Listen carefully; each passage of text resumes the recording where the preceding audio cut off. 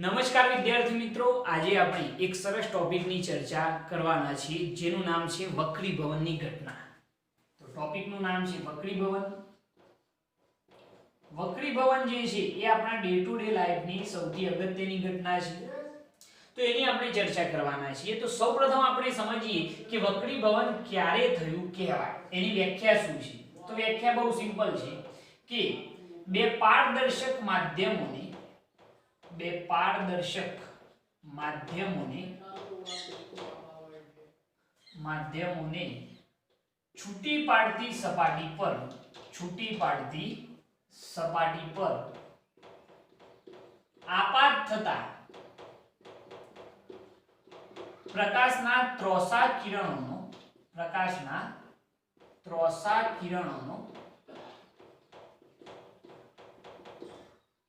માર્ગ બદલાવાની ઘટનાને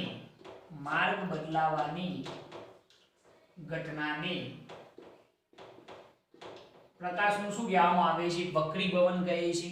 બહુ સિમ્પલ વ્યાખ્યા મેં લખેલી છે કે બે પારદર્શક માધ્યમોને છૂટી પાડતી સપાટી પર આપાત થતા પ્રકાશના ત્રોસા કિરણોનો માર્ગ બદલાવાની ઘટનાને પ્રકાશનું શું કહેવાય છે? વક્રીભવન કહે છે. ઘટનાને પ્રકાશનું વક્રીભવન કહે છે. બરોબર, આ વ્યાખ્યા થઈ ગઈ. વ્યાખ્યા જે છે બહુ સિમ્પલ છે. કેવા માધ્યમો હોવા જોઈએ? તો બે પારદર્શક માધ્યમો. એ બે પારદર્શક માધ્યમોને જે છૂટી પાડતી સપાટી છે, એ છૂટી પાડતી સપાટી પર આપાત થતા પ્રકાશના ત્રોસા કિરણોનો માર્ગ બદલાવાની જે ઘટના છે એને શું કહેવામાં આવે છે? પ્રકાશનું વક્રીભવન કહે છે. આ તમે આગળના ધોરણોની અંદર ભણીને આવો છો. અહીંયા એ વસ્તુ ખાસ સમજવાની જરૂર છે કે અહીંયા જે આપાત કોણ છે, જેને આપણે I વડે દર્શાવીએ, એ I 0 ડિગ્રી કરતો કેવો હોવો જોઈએ? વધુ હોવો જોઈએ. અને 90 ડિગ્રી કરતો કેવો હોવો જોઈએ? નાનો હોવો જોઈએ. આપાત કોણ જે છે 0 ડિગ્રી કરતો વધુ હોવો જોઈએ અને 90 ડિગ્રી કરતો નાનો હોવો જોઈએ. ઓકે, જો કદાચ બીજી એક વ્યાખ્યા લખવી હોય વક્રીભવનની, તો બીજી પણ એક વ્યાખ્યા લખી શકાય. ઘણી બધી રીતે લખી શકાય. તો બીજી એક વ્યાખ્યા લખીએ કે જ્યારે પ્રકાશનું ત્રોસું કિરણ એક પારદર્શક માધ્યમમાંથી, મતલબ તો ઉપરના જેવો જ થાય હવે, એક પારદર્શક માધ્યમમાંથી બીજા પારદર્શક માધ્યમમાં દાખલ થાય,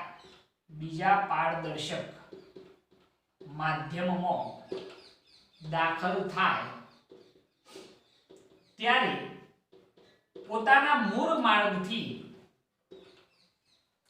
પોતાના મૂળ માર્ગથી વિચલિત થાય છે. આ ઘટનાને શું કહેવામાં આવે છે? પ્રકાશનું વક્રીભવન કહે છે. બહુ સિમ્પલ વ્યાખ્યા મેં લખી કે જ્યારે પ્રકાશનું ત્રોસું કિરણ એક પારદર્શક માધ્યમમાંથી બીજા પારદર્શક માધ્યમમાં દાખલ થાય ત્યારે પોતાના મૂળ માર્ગથી સહેજ વિચલિત થાય છે, અને આ ઘટનાને શું કહેવામાં આવે છે? પ્રકાશનું વક્રીભવન કહે છે. બરોબર, બે વ્યાખ્યાઓ મેં લખેલી છે, બેમાંથી જે અનુકૂળ હોય તમે લખી શકો છો. બે સ્ટાર હશે. બરોબર, કે બે પારદર્શક માધ્યમોને છૂટી પાડતી સપાટી પર આપાત થતા પ્રકાશના ત્રોસા કિરણોનો માર્ગ બદલાવાની ઘટનાને પ્રકાશનું શું કહેવાય? વક્રીભવન. હવે જરા સમજાવું છું. વ્યાખ્યા મુજબ વિચારીએ તો બે પારદર્શક માધ્યમો વિચારવાનું. સમજી લો કે આપણે આ રીતે બે પારદર્શક માધ્યમો વિચારીએ. ઉપરનું માધ્યમ સપોઝ હવાનું છે અને નીચેનું માધ્યમ પાણીનું છે અથવા કાચનું છે, જે તમારે વિચારવું હોય. હવાનું માધ્યમ જે પ્રકાશી કેવું માધ્યમ કહેવાય? પાતળું માધ્યમ. અને પાણીનું માધ્યમ જે છે એ ઘટ માધ્યમ કહેવાય. આનો વક્રીભવન કહેવો હોય તો N1 અને આનો કહેવો હોય તો N2 સપોઝ. હવે જરા જુઓ, બે માધ્યમો થયા. એક હવાનું માધ્યમ અને બીજું પાણીનું માધ્યમ. હવે બે માધ્યમોને છૂટી પાડતી સપાટી કઈ છે? આ જે તમે જોઈ રહ્યા છો. એ સપાટી પર આપણે એક લંબ દોરી દઈએ. આ રીતે બે માધ્યમોને આ જે છૂટી પાડતી સપાટી છે એના ઉપર આપણે એક લંબ દોરી દઈએ. હવે જરા વિચારો કે બે માધ્યમોને છૂટી પાડતી સપાટી પર આપાત થતા પ્રકાશનું ત્રોસું કિરણ પ્રકાશનું ત્રોસું કિરણ આપણે આ રીતે વિચારીએ, સપોઝ આપણે આ રીતે વિચારીશું કે આ રીતે કોઈ પ્રકાશનું ત્રોસું કિરણ અહીંયા આપાત થાય છે, બરોબર? તો આ કઈ કિરણ થઈ ગયું ભાઈ? આપાત કિરણ થઈ ગયું. આ જે છે એ પ્રકાશનું શું કહેવાય? આપાત કિરણ. અને આ જે છે એ સપાટી પર દોરેલો શું છે? લંબ. તો આપાત કિરણે આપાત બિંદુએ, આ જે છે આ બિંદુ એ શું કહેવાય? આપાત બિંદુ. આપાત કિરણે આપાત બિંદુએ દોરેલા લંબ સાથે બનાવેલા ખૂણાને શું કહેવામાં આવે છે? આપાત કોણ I કહે છે. હવે જરા વિચારજો કે જ્યારે પ્રકાશનું ત્રોસું કિરણ એક પારદર્શક માધ્યમમાંથી બીજા પારદર્શક માધ્યમમાં દાખલ થાય ત્યારે પોતાના મૂળ માર્ગથી સહેજ શું થાય છે? વિચલિત થાય છે. એટલે કે પ્રકાશનું કિરણ કંઈક આમ જશે, બરોબર છે? તો આ જે પોતાના મૂળ માર્ગથી વિચલિત થયું છે, સહેજ ત્રોસું વળેલું છે. જુઓ કે બે પારદર્શક માધ્યમોની છૂટી પાડતી સપાટી પર આપાત થતા પ્રકાશના ત્રોસા કિરણોનો માર્ગ બદલાવાની ઘટના. પ્રકાશનું ત્રોસું કિરણ જે છે એનો માર્ગ બદલાયો છે. જવું ક્યાં જોઈએ? તો સાહેબ આમ જવું જોઈએ, પણ આમ જતું નથી. એ સહેજ શું થાય છે? ત્રોસું વળે છે, એનો માર્ગ બદલાય છે. તો એ માર્ગ બદલાવાની ઘટના એટલે જ આપણું શું કહેવાય? પ્રકાશનું વક્રીભવન. હવે આ જે થયું છે વક્રીભવન થયું છે, એટલા માટે આ જે કિરણ છે એને શું કહેવાય? વક્રીભૂત કિરણ. અને વક્રીભૂત કિરણે આપાત બિંદુએ દોરેલા લંબ સાથે બનાવેલા ખૂણાને શું કહેવામાં આવે છે? વક્રીભૂત કોણ. આ I જે છે એ આપણો શું થાય? આપાત કોણ. અને R જે બન્યો એ આપણો શું થઈ જાય? તો વક્રીભૂત કોણ. ઓકે. અને જે આ મૂળ માર્ગ છે, મૂળ માર્ગ આમ હોવો જોઈએ, પરંતુ એ સહેજ વિચલિત થયું છે. તો આ જે ખૂણો બન્યો, આ ખૂણો, એને હું નામ આપું છું ડેલ્ટા, જેને કહેવામાં આવે છે વિચલન કોણ. યાદ રાખજો કે જવું આમ જોઈએ પરંતુ સહેજ વાંકું વળે છે. તો આ જે ખૂણો બન્યો, વક્રીભૂત કિરણ અને મૂળ દિશા વચ્ચે બનતો જે ખૂણો છે એને શું કહેવામાં આવે છે? વિચલન કોણ. તો આ વક્રીભવનની ઘટના છે, બરોબર? કે જ્યારે પ્રકાશનું ત્રોસું કિરણ એક પારદર્શક માધ્યમમાંથી બીજા પારદર્શક માધ્યમમાં દાખલ થાય ત્યારે પોતાના મૂળ માર્ગથી સહેજ શું થાય? વિચલિત થાય છે. અને વિચલિત થવાની ઘટના એટલે શું કહેવાય? વક્રીભવન. અથવા તો બીજી વ્યાખ્યા કે બે પારદર્શક માધ્યમોને છૂટી પાડતી સપાટી પર, બે પારદર્શક માધ્યમોને છૂટી પાડતી સપાટી પર આપાત થતા પ્રકાશના ત્રોસા કિરણનો માર્ગ બદલાવાની ઘટના. આપાત થતા પ્રકાશના ત્રોસા કિરણનો માર્ગ બદલાવાની ઘટના એટલે જ શું કહેવાય ભાઈ? પ્રકાશનું વક્રીભવન કહેવાય. તો આ વક્રીભવનની ઘટના છે. હવે જરા જુઓ કે વક્રીભવન જ્યારે થાય તો એના કેટલાક પર્ટિક્યુલર નિયમો છે. અને નિયમો કયા છે? જરા જુઓ વક્રીભવનના નિયમો, બરોબર? તો એની અંદર પહેલો નિયમ કે ભાઈ આપાત કિરણ દેખાય છે આકૃતિમાં, આપાત કિરણ, વક્રીભૂત કિરણ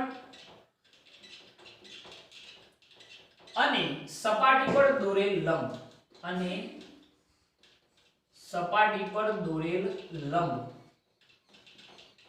ત્રણેય કેવા હોય છે? એક જ સમતલમાં હોય છે. આ પહેલો નિયમ થઈ ગયો. ત્રણેય એક જ સમતલમાં હોય છે. કોણ કોણ ભાઈ? તો આપાત કિરણ, વક્રીભૂત કિરણ અને સપાટી પર દોરેલો લંબ ત્રણેય કેવા હોય? એક જ સમતલમાં હોય છે. એના પછી બીજો નિયમ કે આપેલ માધ્યમો માટે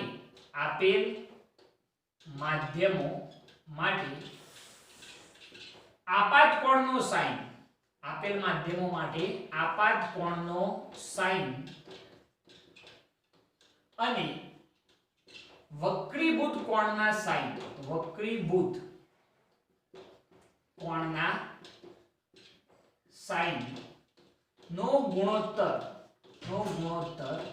કેવો રહે છે? તો અચર રહે છે. આ નિયમ બહુ સમજવા જેવો કે આપેલ માધ્યમો માટે આપાત કોણનો સાઇન, પહેલો કોણનો સાઇન છે? આપાત કોણનો સાઇન. આપાત કોણ કયો ભાઈ? I, એટલે sin I. આપાત કોણનો સાઇન અને વક્રીભૂત કોણના સાઇનનો ગુણોત્તર કેવો રહે છે? અચર રહે છે. એટલે કે sin I upon sin R is equal to શું થઈ જાય? n21. જે અચળ પદ છે એને આપણે શું કહીએ? n21. તો આ જે સૂત્ર મળ્યું સૌથી અગત્યનું, જરા જુઓ I જે છે એ આપણો આપાત કોણનો સાઈન, આપાત કોણનો સાઈન અને વક્રીભૂત કોણનો સાઈન નો ગુણોત્તર કેવો રહે છે? અચળ રહે છે. આ જે n21 છે એને કઈ રીતે વંચાય? તો માધ્યમ 1 ની સાપેક્ષે માધ્યમ 2 નો શું દર્શાવે છે? વક્રીભવનાંક દર્શાવે છે. જરા સમજજો. આ n21 નો મતલબ શું થાય? તો માધ્યમ 1 ની સાપેક્ષે માધ્યમ 1 ની સાપેક્ષે માધ્યમ 2 નો શું છે? આ વક્રીભવનાંક છે. માધ્યમ 1 જે પાછળ હોય એની સાપેક્ષે વંચાય એ રીતે યાદ રાખો. માધ્યમ 1 ની સાપેક્ષે માધ્યમ 2 નો શું છે? આ વક્રીભવનાંક છે. ઓકે, વક્રીભવનાંક જે છે એ જનરલી કોના ઉપર ડિપેન્ડેડ હોય? તો તરંગ લંબાઈ પર આધારિત હોય. બરોબર, આપાત કોણથી બિલકુલ કેવો હોય છે? સ્વતંત્ર હોય છે. બરોબર, તો આપણે કેવું હોય તો આ જે વક્રીભવનાંક છે માધ્યમ 1 ની સાપેક્ષે માધ્યમ 2 નો વક્રીભવનાંક કે એ કોના ઉપર આધારિત હોય? તો તરંગ લંબાઈ પર આધારિત હોય છે. જે કોના પર? તો તરંગ લંબાઈ પર આધારિત હોય છે. બરોબર, જે તરંગ લંબાઈ પર આધારિત હોય છે અને આપાત કોણથી કેવા હોય છે? સ્વતંત્ર હોય છે.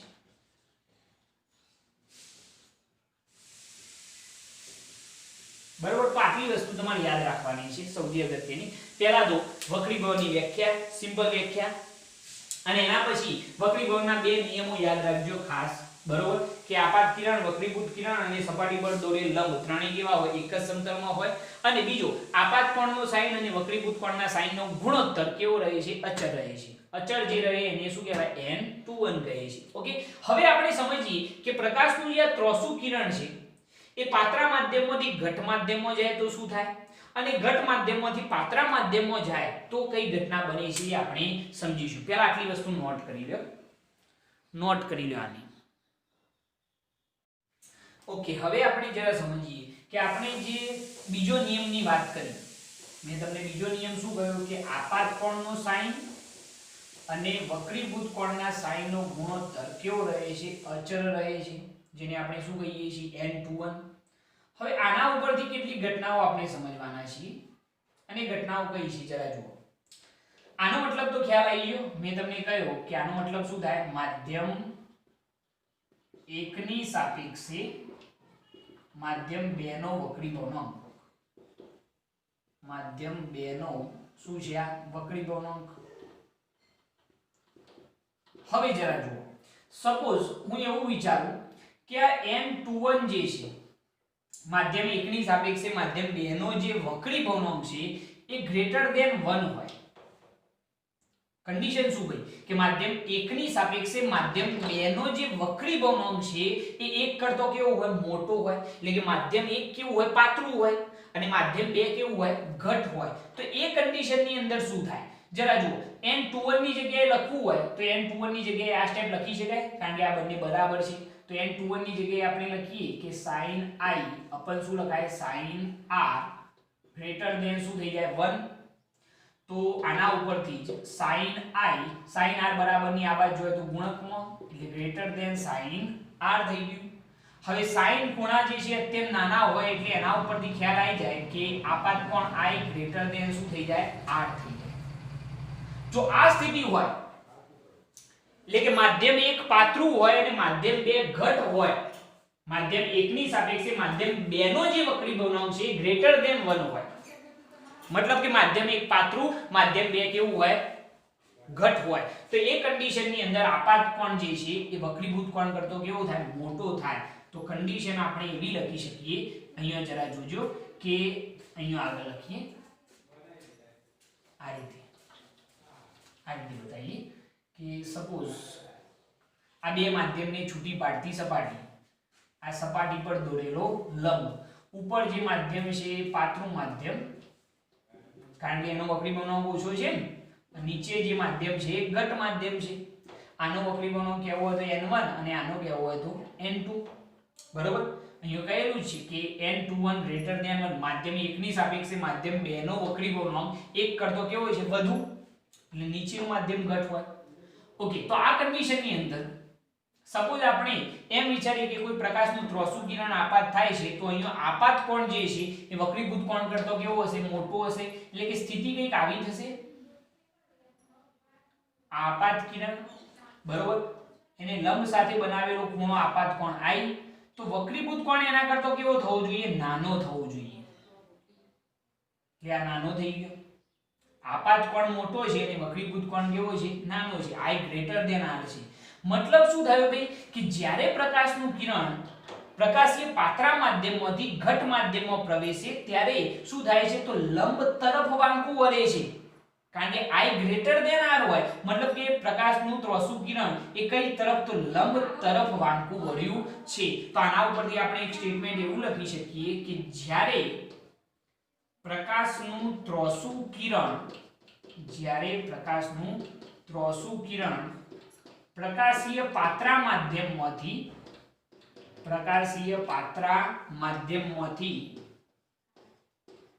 કયા માધ્યમમાં, તો ઘટ માધ્યમમાં પ્રવેશે ત્યારે જ્યારે પ્રકાશનું ત્રોસુ કિરણ પ્રકાશી પાત્રા માધ્યમમાંથી ઘટ માધ્યમમાં પ્રવેશે ત્યારે શું થાય છે, તો લંબ તરફ વાંકું વળે છે, જે દેખાય છે ભાઈ, બરોબર। આને શોર્ટમાં યાદ રાખવા માટે તમે એવું કહી શકો કે પાત્રા માધ્યમમાંથી ઘટ માધ્યમમાં તો શું થાય, લંબ તરફ વાંકું વળે, આટલું યાદ રાખો, બરોબર। આના ઉપરથી એ જ આપણને ખ્યાલ આવે છે, આની અંદર કોઈ કન્ફ્યુઝન નહીં, બરોબર। આ પહેલો કિસ્સો હતો। હવે સેમ પોઝિશન આપણે એનાથી વિરુદ્ધ વિચારી શકીએ, જરા જોજો કે સપોઝ હું એક એવી વાત કરું કે n21 જે છે એ લેસ ધેન 1 હોય, સ્થિતિ ચેન્જ કરી, n21 જે છે એ લેસ ધેન શું હોય, 1 હોય, આનો મતલબ શું થાય પહેલા એ સમજી લો, માધ્યમ 1 ની સાપેક્ષે માધ્યમ 2 નો જે વક્રીભવનાંક છે એ 1 કરતો કેવો હોય, નાનો હોય, બરોબર। એનો મતલબ શું થયો ભાઈ, માધ્યમ 2 જે છે એ કેવું હોય, પાતળું હોય, અને માધ્યમ 1 કેવું હોય, ઘટ હોય, તો એ કિસ્સાની અંદર શું થશે, તો એના માટે જો આપણે વિચારીએ તો n21 ની જગ્યાએ શું લખાય, તો આપણને ખ્યાલ છે કે સાહેબ sin I અપન શું લખાય, sin R, એટલે ભાઈ આ રહ્યું n21 ની જગ્યાએ શું લખાય, sin I upon sin R less than શું થાય 1, તો sin I upon sin R બરાબર ની આ બાદ લઈ જઈએ તો sin I લેસ ધેન શું થઈ જાય, sin R, ખૂણા અત્યંત નાના એટલે આપાત કોણ લેસ ધેન શું થઈ ગયો, R, એટલે કે આપાત કોણ જે છે એ વક્રીભૂત કોણ કરતો કેવો થઈ જાય, નાનો થઈ જાય, અહીંયા મોટો થતો હતો પરંતુ હવે કેવો થઈ જાય, નાનો થઈ જાય। તો આ કન્ડિશનની અંદર સ્થિતિ કંઈક એવી બનશે કે સપોઝ હું આ રીતની સ્થિતિ વિચારું, આ બે માધ્યમોની છૂટી પાડતી સપાટી, આ જે છે સપાટી પર દોરેલો લંબ, હવે જરા વિચારજો કે ઉપરનું માધ્યમ ઘટ છે અને નીચેનું માધ્યમ કેવું, પાતળું માધ્યમ, આ n1 આ n2, માધ્યમ 1 ની સાપેક્ષે માધ્યમ 2 નો વક્રીભવનાંક લેસ ધેન 1 છે, એટલે કે નીચેનું માધ્યમ કેવું છે, પાતળું છે, તો એ કન્ડિશનની અંદર શું થાય, તો આપાત કોણ જે છે લેસ ધેન R હોય, મતલબ કે આ રીતે કોઈ પ્રકાશનું કિરણ આપાત થાય સપોઝ, તો આપાત કિરણને લંબ સાથે બનાવેલું ખૂણો આપાત કોણ I જે છે R કરતો કેવો હોય, તો નાનો હશે, એટલે પ્રકાશનું જે કિરણ છે કે આ રીતે આગળ વધતું હશે, અને આ જે છે વક્રીભૂત કિરણ એને લંબ સાથે બનાવેલો ખૂણો શું કહેવાય, વક્રીભૂત કોણ R। તો જો કોણ મોટું થયું, R મોટો થયો, I નાનો થયો, I લેસ ધેન R, બરોબર। તો આના ઉપરથી શું ખ્યાલ આવે, તો આના ઉપરથી આપણે એક સ્ટેટમેન્ટ એવું લખી શકીએ કે જ્યારે પ્રકાશનું ત્રોસુ કિરણ કયા માધ્યમમાંથી કયા માધ્યમમાં, તો ઘટ માધ્યમમાંથી કયા માધ્યમમાં, તો પાત્રા માધ્યમમાં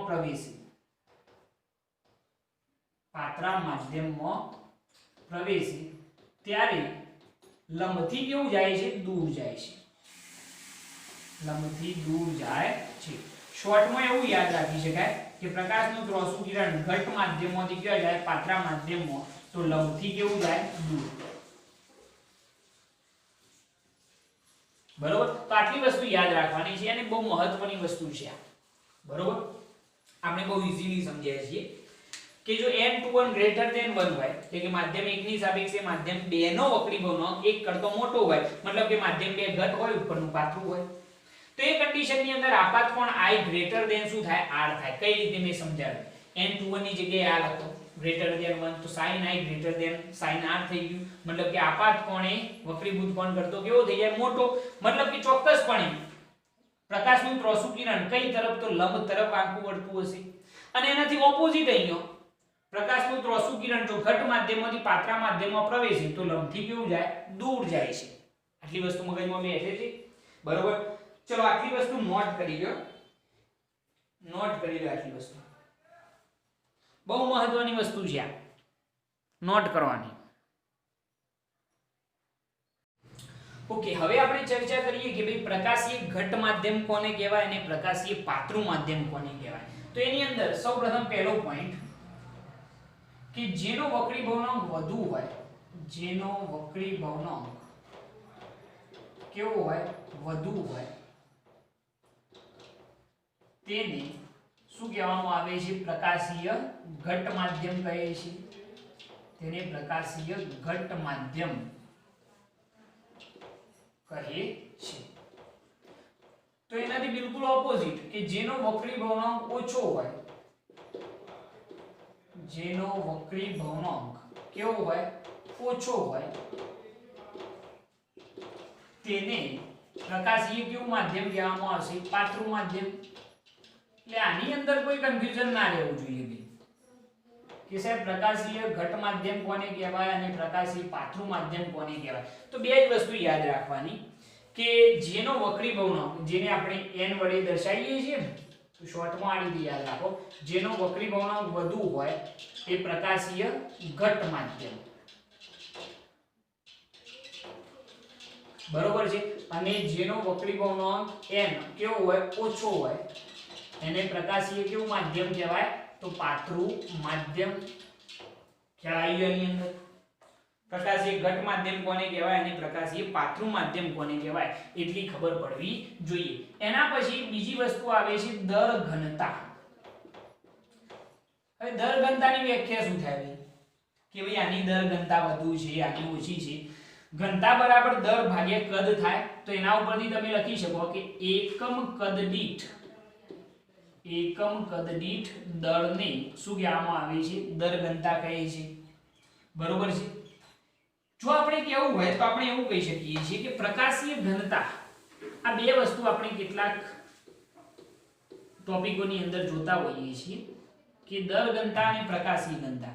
તો પ્રકાશીય ઘનતા કોને કહેવાય? તો બે માધ્યમોમાં પ્રકાશના વેગોના ગુણોત્તરને શું કહેવામાં આવે છે? પ્રકાશીય ઘનતા. તો બે માધ્યમોમાં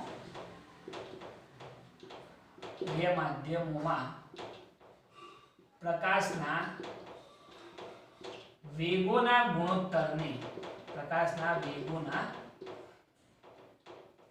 ગુણોત્તરને શું કહેવામાં આવે છે? પ્રકાશીય ઘનતા કહે છે. એક સૌથી મહત્વનું સ્ટેટમેન્ટ કે જેની દર ઘનતા વધુ હોય, બરોબર, અથવા તો પ્રકાશીય ઘનતા, જેની પ્રકાશીય ઘનતા વધુ હોય, તેની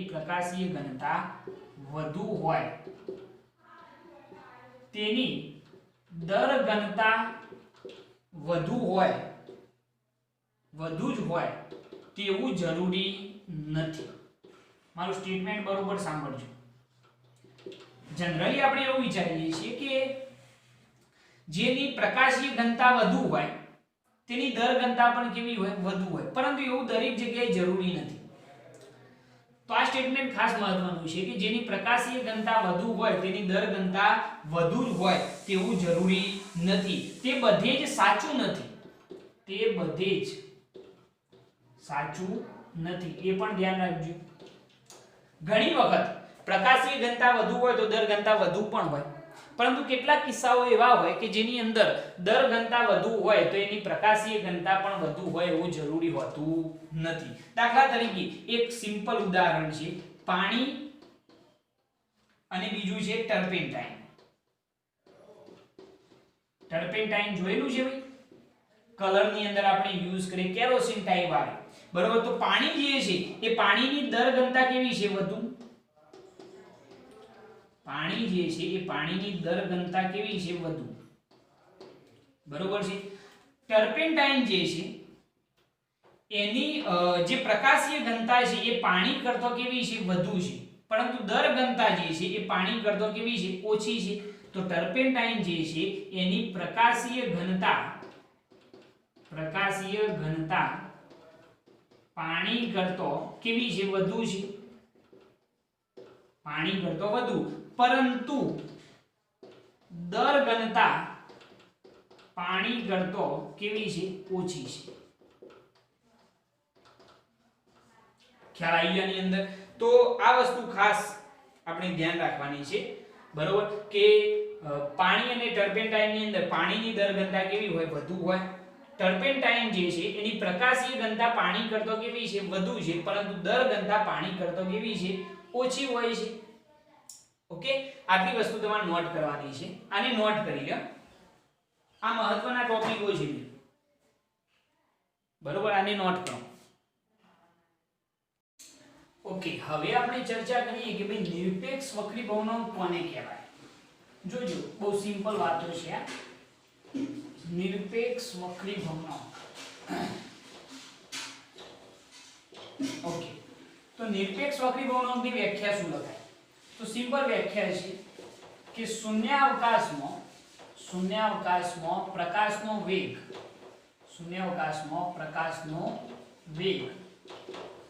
જેને આપણે c વડે દર્શાવીએ છીએ તો શૂન્યાવકાશમાં પ્રકાશનો વેગ c અને માધ્યમમાં પ્રકાશનો વેગ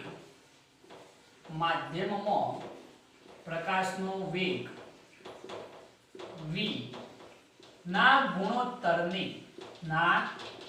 ગુણોત્તરને શું કહેવામાં આવે છે નિરપેક્ષ વક્રીભવનાંક કહે છે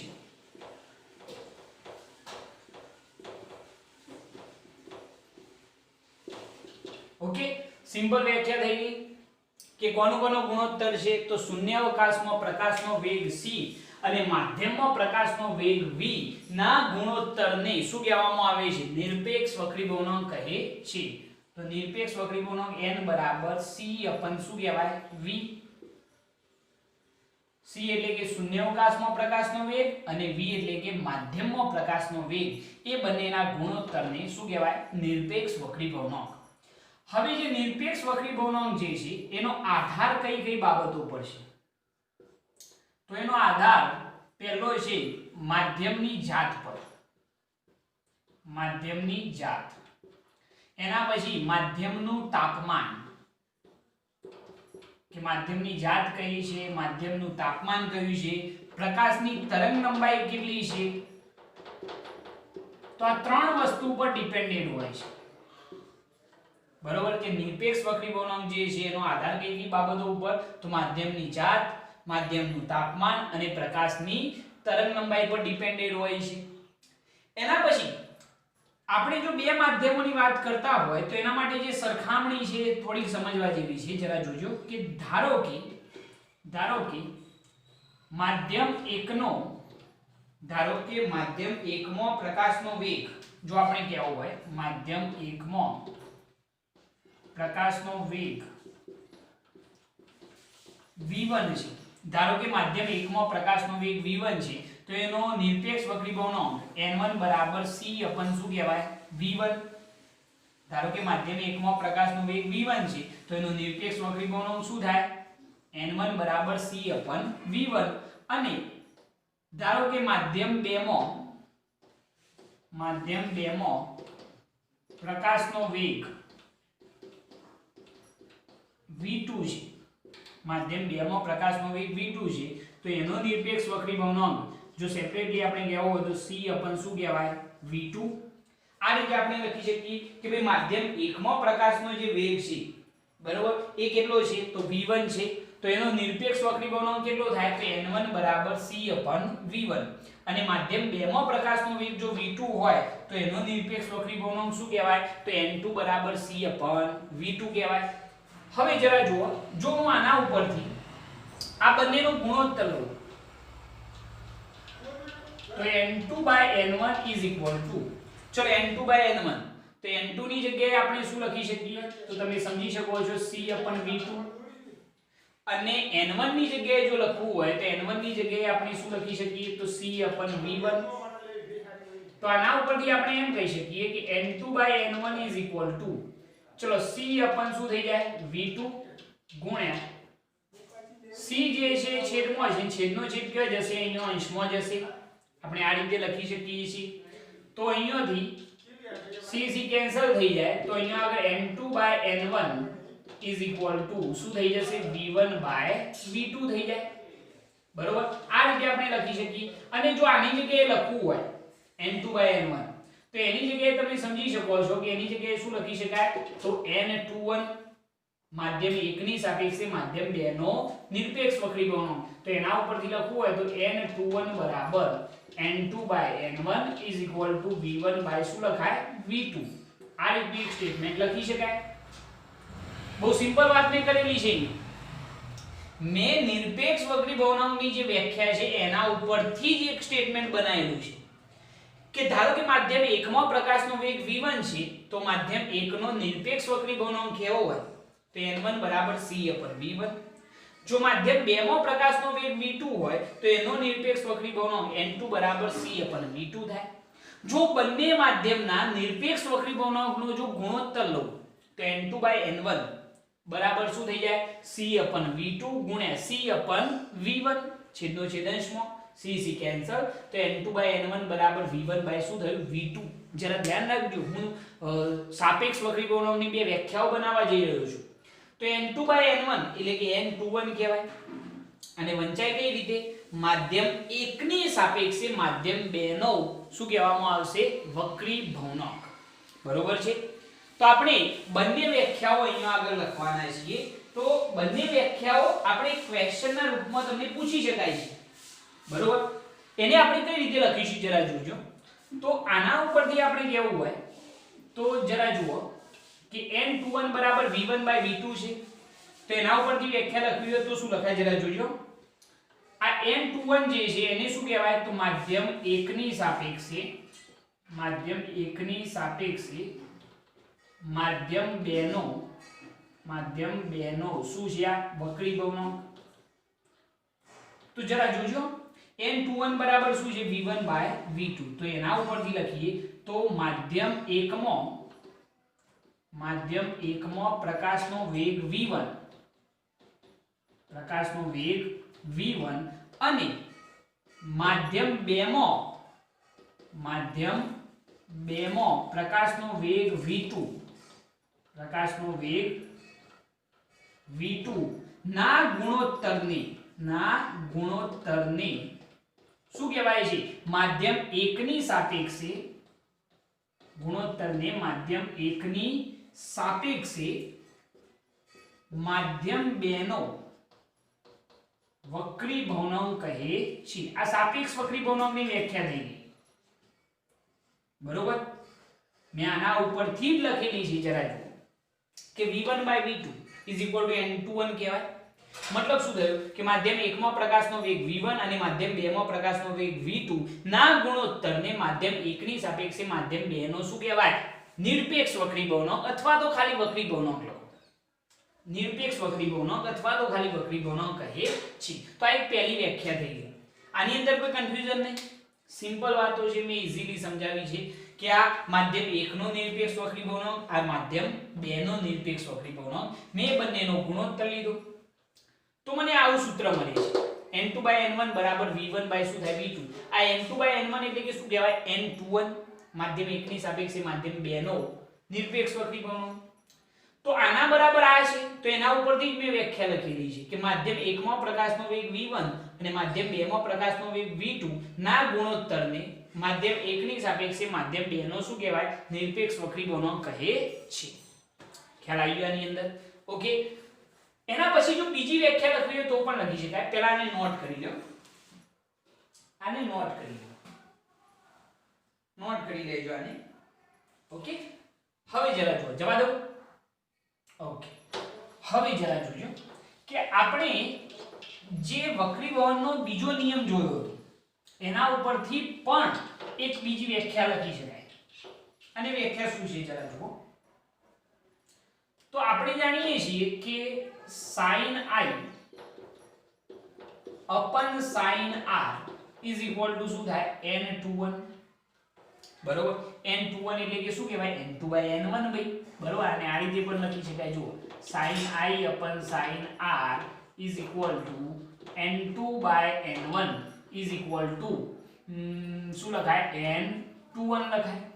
બરોબર. તો આના ઉપરથી આપણે લખીએ તો શું લખાશે જરા જુઓ. આને શું વંચાય મેં તમને પહેલા કહ્યું કે માધ્યમ 1 ની સાપેક્ષે માધ્યમ 1 ની સાપેક્ષે માધ્યમ 2 નો શું છે વક્રી ભવનાંક. તો ચલો બીજી એક વક્રી ભવનાંકની વ્યાખ્યા આપણે લખીએ તો શું કહેવાય તો આપાત કોણનો સાઈન આપાત કોણનો સાઈન અને વક્રીભૂત કોણના સાઈન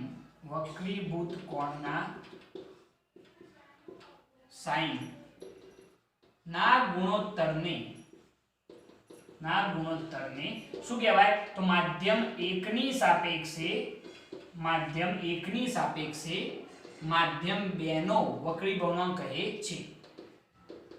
માધ્યમ 2 નો શું કહેવાય છે વક્રી ભવનાંક કહે છે. તો આ બીજી વ્યાખ્યા થઈ ગઈ. બરોબર. તો મેં બે વ્યાખ્યાઓ લખી જુઓ. આના ઉપરથી લખી કે માધ્યમ 1 માં પ્રકાશનો વેગ v1 અને માધ્યમ 2 માં પ્રકાશનો વેગ v2 ના ગુણોત્તરને શું કહેવાય માધ્યમ 1 ની સાપેક્ષે માધ્યમ 2 નો નિરપેક્ષ વક્રી ભવનાંક કહે છે. અને આપણે આના ઉપરથી લખ્યું કે આપાત કોણનો સાઈન અને વક્રીભૂત કોણના સાઈનનો ગુણોત્તરને શું કહેવાય છે માધ્યમ 1 ની સાપેક્ષે માધ્યમ 2 નો નિરપેક્ષ વક્રી ભવનાંક કહે છે. આ રીતે આપણે લખી શકીએ છીએ. બરોબર. એક બીજી વસ્તુ આની અંદર જો આપણે એડ કરવી હોય તો આપણે શું કરી શકીએ એ જરા જોજો. જો એક બીજી વસ્તુ એડ કરવી હોય તો આપણે એવી એડ કરી શકાય કે આપણે આની અંદર જરા જો કે n21 બરાબર આપણે શું લખીએ છીએ તો સાહેબ n2/n1. બરોબર. તો આના ઉપરથી જો આપણે લખવું હોય તો આપણે એક બીજું સ્ટેટમેન્ટ શું લખી શકીએ જરા જોજો. આના ઉપરથી લખીએ તો અહીંયા આગળ થોડીક જગ્યા ઘણી લખી કાઢું છું. તમારે અહીં લખવાનું છે. તો આપણે જાણીએ છીએ કે n21 બરાબર શું લખાય n2/n1. જરા જોજો n21 બરાબર n2/n1. તો આને આ રીતે લખાય ભાઈ. તો n21 બરાબર આ n2/n1 છે. તો આ n2 છેદના છેદમાં વિચારી શકાય. જો છેદના છેદમાં વિચારીએ તો આ શું કહેવાય n1/n2 કહેવાય. બરોબર. તો આને લખવું હોય તો કંઈક આ રીતે લખી શકાય કે n21 બરાબર 1/n12 લખાય. તો સાહેબ બિલકુલ લખાય. બરોબર. જગ્યા થોડી ઓછી પડે છે. આ બે વ્યાખ્યાઓ તો થઈ ગઈ. હું અહીંયા આગળ લખું. આપણું બોર્ડ થોડું નાનું પડે છે. બરોબર. તમે અહીંયા લખજો કે આપણે જ્યાં લખ્યું આની બાજુમાં જ લખજો ટૂંકમાં. બરોબર. અહીંયા જો કે આપણે જાણીએ છીએ કે n21 બરાબર આપણે શું લખીએ છીએ n2/n1. તો n21 બરાબર આને આ રીતે લખાય જરા જુઓ કે 1/n1/n2 લખાય. બિલકુલ લખાય સાહેબ. કારણ કે આ બંનેનો મતલબ એક જ છે. છેદનો છેદ આમ પણ કયો જાય અંશમાં જાય એટલે n21 બરાબર શું થાય n2/n1 થયું જ કહેવાય. બરોબર. તો આના ઉપરથી n21 બરાબર જરા જુઓ કે 1/n1/n2 હોય તો આને શું લખાય n12 લખાય. કારણ કે આપણે n2/n1 ની જગ્યાએ શું લખીએ છીએ n21. તો n1/n2 હોય છેદમાં તો એને શું લખાય n12 લખાય. તો આના ઉપરથી આ જો અહીંયા ગુણકમાં આવી જાય તો n21 ગુણ્યા n12 બરાબર શું થઈ જાય 1 થઈ જાય. જરા જોજો MCQ ની અંદર આ વસ્તુ પૂછાઈ શકે. આ જે વસ્તુ છે એ MCQ ની અંદર પૂછાઈ શકે. બરોબર કે n21 n12 બરાબર શું થઈ જાય 1 થઈ જાય. સાદુરૂપ આપવો જ આપી શકો. જો કે આનું સાદુરૂપ કઈ રીતે અપાય n21 બરાબર શું કહેવાય તો સાહેબ n2/n1 ગુણે n12 બરાબર n1/n2. જવાબ શું થાય ભાઈ 1 જ થાય. જો બધું દૂર થઈ જાય તો જવાબ 1 થઈ ગયો. બરોબર છે. તો આના ઉપરથી આપણે આ એક સરસ ક્વેશ્ચન બનાવી શકીએ છીએ. ખ્યાલ આવશે આની અંદર? ઓકે, તો આપણે જે વસ્તુ સમજ્યા એની અંદર આપણે નિરપેક્ષ વક્રીભવનાંકની બે વ્યાખ્યાઓ જોઈ, એક નિયમ ઉપરથી અને બીજી આપણે આ સૂત્ર ઉપરથી લખેલી છે, આના ઉપરથી. બરોબર, અને આ એક સરસ MCQ પણ જોયેલો છે. આને તમે વ્યવસ્થિત નોટ કરી લેજો ભાઈ. આટલી વસ્તુ આની જોડે લખી કાઢજો. બરોબર, આની નીચે લખશો તો પણ ચાલશે. ઓકે, અને એના પછી આ વસ્તુ, એના પછી એક છેલ્લો પોઈન્ટ હું જરા ડિસ્કસ કરી લઉં, અને એ કયો છે જરા જુઓ. આપણે જાણીએ છીએ કે sin i sin r બરાબર આપણે શું લખીએ છીએ n2/n1 અથવા તો n21 લખીએ છીએ. બરોબર, તો એના ઉપરથી લખવું હોય તો આપણે એક સ્ટેટમેન્ટ આવું લખી શકીએ કે n1 sin i n2 શું લખાય sin r લખી શકાય. એટલે ભાઈ લખાય કે ના લખાય? આ જે નિયમ છે એને કહેવામાં આવે છે સ્નેલનો નિયમ. ખૂબ કામનો છે ભૈયા, આને વ્યવસ્થિત યાદ રાખજો કે n1 sin i n2 શું થાય sin r થાય, જેને આપણે સ્નેલનો નિયમ કહીએ છીએ. દાખલાઓની અંદર આપણે આનો યુઝ કરવાના છે. ઓકે, તો ચલો આટલી વસ્તુ નોટ કરી લો. આટલી વસ્તુ ખૂબ મહત્વની છે અને સરળ પણ એટલી જ છે. તમારા માટે આની અંદર કોઈ જગ્યાએ તકલીફ પડે એવી નથી. બરોબર, નોટ કરી લો.